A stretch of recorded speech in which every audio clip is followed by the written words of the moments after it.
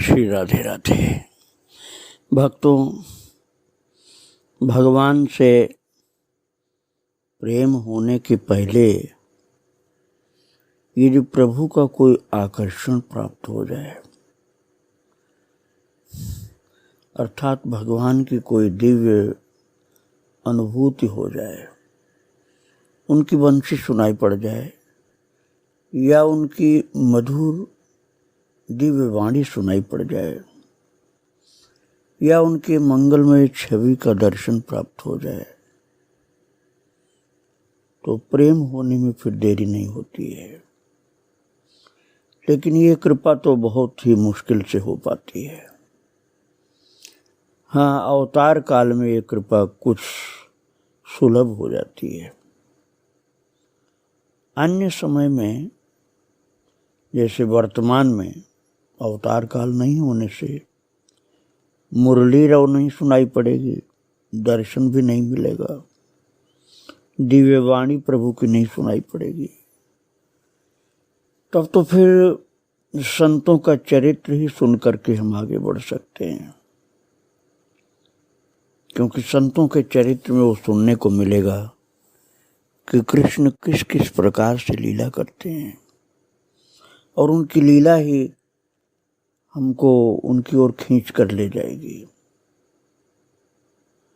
किंतु अवतार काल में जिन्होंने प्रभु से प्रेम नहीं किया और बाद में पता चला कि हम भूल में थे, हमें प्रेम करना चाहिए था, क्योंकि वास्तव में वही हमारे प्रियतम हैं, तब फिर तुरंत ही जीव में एक अचानक परिवर्तन होता, उसकी रहनी में, उसके चिंतन में, उसके प्रेम में।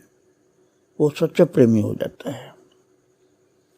और आप श्रवण कर रहे थे द्वापर युग में जन्म ली हुई एक गोपी माधवी के विषय में, जिसको उसकी माँ की शिक्षा ऐसी मिली थी कि कृष्ण की ओर मत आकर्षित होना, न अपने को दिखाना, न उनको देखना। और जब उसको पता चला कि मैं बहुत गलत समझ बैठी थी, कृष्ण तो प्रियतम है, भगवान है, सबके एकमात्र सुहृद हैं, वही सच्चे अपने हैं और कोई अपना नहीं है, ये जब उसको पता चला है, तब तो चरणों में गिरकर रोई है, विनती किया है कि मुझ अबोध से भूल हुई, प्रभु प्रसन्न हो जाओ, क्षमा करो। तो भगवान ने वचन दिया उसको कि अब तुम्हें दर्शन तो मेरा मिलेगा, क्योंकि तुम्हारे अंदर सुधार हो गया है, लेकिन लीला में सम्मिलित नहीं हो पाओगी, क्योंकि तुम्हारे अंदर जो अपराध हुआ था, मुझसे दूर रहने के लिए ठान रखा था, मुझे गलत समझा था, उस कारण से तुम लीला में सम्मिलित तो नहीं हो पाओगी, लेकिन तुमको दर्शन होंगे, क्योंकि सुधार लिया तुमने अपने आप को, और कलयुग में जन्म लेकर के भक्ति का पथ का अनुसरण करके शुद्ध होकर मुझ में मिल जाओगी। और ये प्रभु ने जब सुनाया है, वचन दिया है उसको, तो माधवी गोपी अचेत हो गई, और जब होश में आती है तो बस रो रही है कि कृष्ण ने मुझे कितना प्यारा आश्वासन दिया है, लेकिन ये कलयुग तो अभी दूर है, अभी तो प्रभु का अवतार है, मैं उनके अवतार काल का दर्शन कर रही हूँ, उनकी लीलाओं का दर्शन करती हूँ। हम लोग सुनते हैं, भक्तों श्रवण करते हैं, और माधवी को दर्शन मिलता था। अब तो नित्य प्रातः सायं मुरली की आवाज कान में पड़ते ही वो भाग करके अटारी पर चढ़ जाती है, अपनी अट्टालिका पर, और ऊपर से पुष्प वृष्टि करती, नेत्रों से आंसू प्रेम के झड़ते और हाथों से सुगंधित पुष्पों की वर्षा होती है। सखियों के संग जा करके लीला स्थलियों के दर्शन करती, गोपियों की बातें सुनती, प्रेम विभोर होकर मस्त होकर सुनती। और वो बातें क्या थी भक्तों? वो बातें यही थी, किसका घड़ा फोड़ा आज कन्हैया ने, किसके घर माखन की कमोरी फोड़ी, किसके यहाँ माखन की चोरी किया, किसकी चोटी आज खाट से बांध दी। अब कहते कहते गोपियां हंस हंस कर लोटपोट हो जाती थी, सखियों का नाम लेती और जब बोलती कि आज तो उसकी चोटी खाट से बांध दी थी कन्हैया ने। इतनी हंसती कि माधवी भी उस हंसी में अपने को रोक नहीं पाती, वो भी खूब हंसने लगी, कृष्ण की लीला का भरपूर आनंद लेने लगी। सुन रही है किसके बछड़े खोलकर दूध पिला दिया गोपाल ने। भक्तों, ऐसी प्रेम भरी लीलाएं माधवी सुनती अपनी सहेलियों से, गोपियों से, सखियों से, और इन लीलाओं को सुन सुन करके एकदम प्रेम से भरी रहती। माधवी अकेले में बैठ करके आंसू बहाती और पछताती रहती कि माँ की शिक्षा के कारण मैं कितना विलंब से आई, नहीं तो जब मैं ससुराल में आई थी उसी समय कृष्ण के संपर्क में पहुंच चुकी होती थी। अब तो इतना देरी हो गई है। विलंब के लिए आंसू गिराती थी। अब भी तो सबके साथ ही रहते हैं, परंतु कभी भी उसकी मटकी को हाथ नहीं लगाया। अब ये देखो भक्तों, लीला में सम्मिलित नहीं किया प्रभु ने उसको, उसका विरह बढ़ता गया कि सबकी मटकी को हाथ लगाते, मेरी मटकी को कभी नहीं छूते प्रभु। गोपियों को चिढ़ाते हैं श्याम सुंदर प्रेम के कारण, किंतु माधवी को कभी नहीं चिढ़ाते। माधवी से गंभीर बने रहते हैं, हंसते भी नहीं उसकी ओर देख के, कभी ठीक से उसकी ओर देखा तक नहीं, हल्का सा देख लेते हैं फिर निगाह फेर लेते हैं।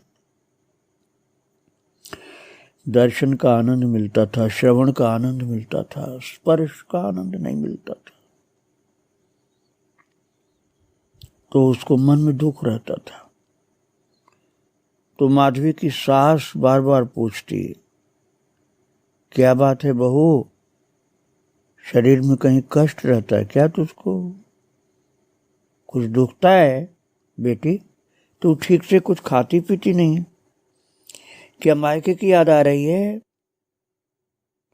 ऐसी बात हो तो कुछ दिन के लिए हो आ तो अपने मायके। अब वो सोचने लगी माधवी कि वैसे ही मैं प्रभु से पूरा मिल नहीं पा रही हूँ, सब लोगों की तरह से मुझे स्पर्श नहीं करते हैं, मेरी ओर ठीक से देखते नहीं। अब ये सास माता तो मुझे मायके भेज रही है, इसलिए सावधान होकर बोली, नहीं मैया, मोको मायको नहीं जानो, पीहर नहीं जानो, अर्थात मुझे मायके पीहर नहीं जाना, मैं स्वस्थ हूँ मैया, आपको चिंता मत करो। और मीठे से बोलकर समझा करके सास को उस बात को टाल देती है। भक्त माधवी का पति जिसका नाम सुंदर था, वो कृष्ण का सखा था, ये मैं आपको सुना चुका हूँ। और उसका पति सुंदर ही उसके प्राणों का आधार था। क्यों? प्रेम तो कृष्ण से था, फिर प्राणों का आधार कैसे था वो? अब आप वो समझिए। प्रेम तो कृष्ण से था, लेकिन भक्तों कृष्ण की कथा प्रेमियों को कृष्ण से कम प्रिय नहीं लगती है। जब वो गृह कार्य से निवृत्त होकर पति की चरण सेवा के बहाने पति के चरणों को गोद में लेकर बैठ जाती है, और फिर धीरे से चर्चा चला देती। आज आपके सखा और आप कहाँ गए थे, क्या हुआ। बस सुंदर के लिए इतना संकेत ही पर्याप्त था, क्योंकि सुंदर तो कृष्ण का सखा था ना, तो उसके मन में तो कृष्ण ही छाए रहते थे। ब्रज में तो सभी कृष्ण चर्चा, कृष्ण गुणगान के व्यसनी थे। चर्चा आरंभ होते ही मस्त हो जाते थे सुनने में लोग। रात्रि का अवसान कब हुआ ये दोनों में से कोई नहीं जान पाते, न माधवी और न सुंदर। तात्पर्य है कि भक्तों रात भर दोनों कृष्ण की चर्चा करते रहते, पति पत्नी, और दोनों ही कृष्ण के प्रेमी थे। पति सुंदर और पत्नी माधवी दोनों ही कृष्ण के प्रेमी थे। सुबह मुर्गे की आवाज जब होती 4 बजे के लगभग, तब उनको पता चलता था रात बीत गई। इस प्रकार से भक्तों समय बीतता जा रहा था, और वो समय भी आया भक्तों जब प्रभु को अक्रूर जी लेकर के मथुरा चले गए। भक्तों मैंने आपको बतलाया था कि जब मीरा जी आई थी वृंदावन धाम में, तब उनको ये सब अनुभव हुआ था कि पिछले जन्म में वो माधवी थी, क्योंकि मीरा जी को वृंदावन में अपने पिछले जन्म की सब याद आ गई थी, और सब दृश्य उनको दिखलाई पड़ने लगे थे। और जब मीरा जी को ये याद आया कि अक्रूर जी मथुरा चले गए कृष्ण को लेकर, बस ये याद आते ही वे ललिता के चरणों में गिर पड़ी, और ललिता ने गोद में ले करके दुलार से समझाया कि देख तो, अरे अब क्यों परेशान है मीरा, जीवन का प्रभात समीप है। अब तो जल पिलाया, फिर कहा मेरे साथ आ बताती हूँ। ललिता ने साथ चलने का संकेत करते हुए कहा कि चलो। और मीरा जी देख रही थी कि यहाँ की भूमि अर्थात वृंदावन की भूमि कहीं स्वर्ण की, कहीं स्फटिक की, कहीं हरितमण की, कहीं पुष्पराग की है, अर्थात दिव्य वृंदावन का दर्शन मीरा जी को हो रहा था। और इसी प्रकार वृक्ष वल्लरियां, पुष्प, पत्र और फल भी मणिमय, स्वर्ण और रजतमय हैं। इतने पर भी विविध पुष्पों के सौरभ से प्रकृति महक रही है। 6 ऋतुएं सदा उपस्थित रहती हैं। अभी कहीं वर्षा ऋतु, तनिक आगे बढ़ी तो शरद ऋतु है, और आगे बढ़ती तो ग्रीष्म ऋतु, कहीं हेमंत ऋतु। इस तरह से वृंदावन में सारी ऋतुओं का हर समय दर्शन होता है। कहीं बसंत की बहार चल रही है, कहीं शिशिर की शीत है। भिन्न भिन्न ऋतुओं में फलने वाले सभी वृक्ष फलभार से नमित हैं। मानो ललिता से अनुरोध कर रहे हूं कि हमें भी सेवा का अवसर देकर कृतार्थ करो, अथवा हमारे प्राणेश्वर एवं प्राणेश्वरी का वन विहार करवा कर हमें दर्शन कराओ, क्योंकि आप उनकी निकटतम हैं। पशु पक्षी सब प्रेमावेश से शिथिल गात होकर उनके समीप आ जाते हैं। तब ललिता हाथ से दुलारती हुई कहती, अभी आएंगे, अवश्य आएंगे। हमारे सर्वस्व अपनी प्राण प्रिया के संग आकर तुम्हें दर्शन का आनंद अवश्य प्रदान करेंगे। और महाराज मीरा के स्पर्श से वो थोड़ा पशु पक्षी बचने की कोशिश करते। मीरा जी उनको छूना चाहे तो वो थोड़ा बचने लगे, हटने लगे। तब ललिता जी ने कहा, अरे ये तो अपनी है बावरों, अपनी सखी है। ललिता ने मीरा का हाथ पकड़ करके उन पशु पक्षियों का स्पर्श कराया। भक्तों, परम कृपा में प्रभु ने अपनी कृपा के द्वारा यह व्यवस्था कर दी थी कि जो राधा रानी की मुख्य सखी ललिता जी, वो मीरा जी के साथ वृंदावन में चल रही थी, जबकि कलयुग में थी मीरा जी। लेकिन द्वापर में, अवतार काल में, जो ललिता जी राधा रानी के सदा साथ रहती हैं, उन्हीं का दर्शन मीरा जी को होता रहता था और वही सब कुछ बताती थी। जब मीरा जी से बचने लगे पशु पक्षी वृंदावन, दिव्य वृंदावन के, तो ललिता जी ने कहा, अरे ये तो अपनी है, काहे कि तुम लोग बचने की चेष्टा कर रहे हो। ललिता ने हाथ पकड़ा मीरा जी का और मृग दंपत्ति के ऊपर, पक्षियों के ऊपर, शशकों के ऊपर हाथ फिराया मीरा जी का। एक चिड़ैया उनके हाथ पर बैठकर सिर घुमा घुमा कर कुछ संकेत करने लगी, तो कहने लगे, हाँ, किशोरी जी ने आश्वासन दिया है, देखो ना, ऐसा न होता तो ये यहाँ कैसे होती भला। ललिता की बात पर उन सभी ने उन्हें घेर कर नाच नाच कर, कूद कूद कर अपनी प्रसन्नता व्यक्त की। दिव्य वृंदावन की इन दिव्य जीवों ने, और स्रोतों की छोटी धाराओं पर रत्नमयी शिलाएं रखी थीं पार जाने के लिए, और बड़ी धाराओं पर स्वर्ण तथा मणिमय पुल बने हुए थे। इन सब स्रोतों की धाराएं आगे जाकर यमुना में मिल जाती। यमुना के घाट स्वर्ण और स्फटिक के बने हुए, मीरा जी देख रही। सीढ़ियां कहीं प्रवाल और कहीं पन्ने की, और पुलिन के रेणुकण महीन मोती ही हैं। पंख विहीन यमुना में कमल पुष्पों की भरमार, पत्र पुष्प लता वृक्ष सबके सब मणिमय प्रकाश होते हुए भी अत्यंत कोमल। धरा की दूर्वा मानो हरित मणि से बनी हो, किंतु पांव धरने पर लगती है प्राकृत दूर्वा से भी अनंत गुना कोमल। जिस ओर भी दृष्टि जाए सर्वत्र सुंदरता, मधुरता, कोमलता, दिव्यता ही छाई। कभी कभी उसे लगता जो कुछ दिखाई देता सब श्याम सुंदर ही हैं। पवन, पानी, धरा, गगन, पादप, पुष्प, वन, वनचर, विहंग, सब में श्याम सुंदर की झांकी दिखाई देती है।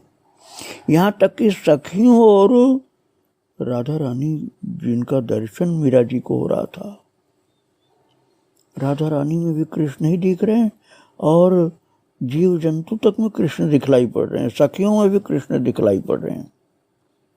कभी किशोरी जी ही सब में प्रतिबिंबित होती और कभी दोनों, अर्थात राधा कृष्ण दोनों लोग। संपूर्ण वृंदावन राधा कृष्णमय दिखलाई पड़ा मीरा जी को।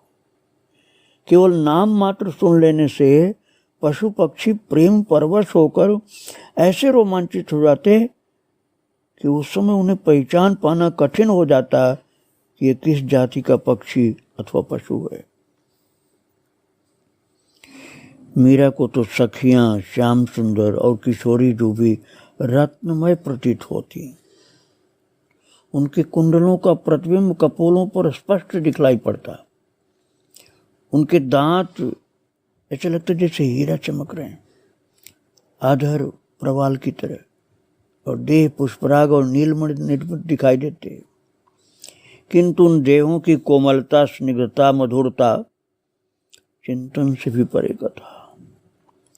जब श्री श्याम सुंदर किशोरी जी के साथ विराजित होते तब एक दूसरे की देह द्युति के कारण आधे आधे अंग हरित वर्ण के दिखाई देते। दोनों के दिव्य शरीर में ऐसी कांति, ऐसी चमक थी कि चमचमाते रहते। वहां जड़ कुछ भी नहीं था। श्री वृंदावन में मीरा जी ने देखा सब कुछ चैतन्य, सब कुछ चिन्मय, सब कुछ दिव्य था। युगल दंपत्ति के सुख के निमित्त लीला में जब जैसी आवश्यकता हो वैसा ही स्वरूप समस्त चर अचर धारण कर लेता था। जैसे जिस भूमि खंड में अभी शरद का विलास है, वहाँ कुछ ही देर बाद श्याम सुंदर और रासेश्वरी के पधारते ही बसंत का वैभव छा जाता है। लीला की आवश्यकता अनुसार पेड़ पौधे, लता, पशु पक्षी कोई भी उपकरण बन जाते। ललिता के साथ कुछ ही पद चल करके मीरा जी ने देखा जल स्रोत के समीप शिला पर एक अर्धमूर्छित किशोरी पड़ी है। और भक्तों, उस किशोरी के दीर्घ कृष्ण केश, लंबे लंबे काले केश भूल उंठित बिखरे पड़े। वो अर्धमूर्छित पड़ी है, उसके नेत्रों से आंसू की धार चल रही है। उसी समय चंपा वहां आई। किशोरी को उसने बाहों में भरकर उठाया। मीरा ने देखा जिसे वो किशोरी समझ रही थी, अथवा जो देखने में किशोरी थी, वो कौन है? मीरा ने देखा वो माधवी है। चंपा ने उससे परिचय पूछा और जान करके कि वो सुंदर की बहू है, प्रसन्न हुई। उसने कहा, इस प्रकार धीरज खोने से कैसे चलेगा बहन? तुम अकेली ही तो नहीं हो। जो सबने खोया, अक्रूर के जात साथ कृष्ण के चले जाने से जो सबने खोया, वही तुमने भी खोया है। यूं धीरज खो दोगी तो कैसे बात बनेगी? जब श्याम सुंदर आएंगे तो क्या मुख लेकर उनके सामने जाओगी? दूसरी बहनों से अब वो कहने लगी, माधवी, कि दूसरी बहनों से मेरी क्या क्षमता बहन, वे सब भाग्यशाली हैं, उन्होंने कुछ पाकर खोया है, लेकिन मैं अभागनी तो पाने से पहले ही खो दिया मैंने। खोकर के भी उनका घट परिपूर्ण है, लेकिन मैं तो ऐसी दुर्भाग्नि के सदा रीति ही रह गई। न कृष्ण मिले, न उनका वो सुख मिला जो तुम लोगों को मिला है। माधवी मीरा जी को दिखलाई पड़ रही अपने पूर्व जन्म की जो स्वरूपा है, अर्थात अपने पूर्व जन्म की सारी लीला उनको दिखलाई पड़ रही, कैसे कृष्ण के साथ हुई थी।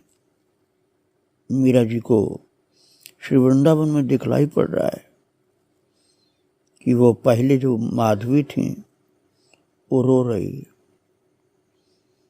आज ब्रज में सब अपने अपने दुर्भाग्य को सबसे बड़ा समझ रही, मानो दुर्भाग्य की होड़ लगी हो। किंतु तुम अपनी बात कहो तो मैं समझूं, इन आंसुओं के पनारों से आवाज तो निकलेगी नहीं, मुख से कहो। और माधवी के नेत्रों की बरखा रुकने के नाम नहीं ले रही थी, लगातार आंसू गिर रही थी। चंपा के बहुत अनुरोध के बाद कुछ कहने का प्रयत्न करती तो होठ उसके हिलते, फिर आवाज नहीं निकलती थी। किसी प्रकार जैसे सरस्वती माता ने कृपा किया तो थोड़े से शब्द निकलते थे मुंह से, फिर पता नहीं चलता था कि क्या कह रही। चंपा ने उसके केशों को संभाल कर बांधा, चुनरी का छोर भिगो करके मुंह पोंछा और एक पत्ते के दोने में जल लाकर उसके होठ से लगाया और हृदय से लगाकर प्यार भरी झिड़की दी। हाँ, कैसा रूप दिया विधाता ने तुझको, इतना सुंदर, और इस प्रकार से नष्ट कर रही है। इसे नष्ट करने का तेरा अधिकार नहीं है। ये तो अपने ब्रजवल्लभ की संपत्ति है ना, इसलिए इसे नष्ट मत कर। और बात पूरी हुई कि माधवी रो पड़ी, मानो उसके प्राण निकल जाएंगे। और उसकी हालत देख करके चंपा भी अपने को रोक नहीं पाई, उसके धैर्य ने मानो हार मान ली।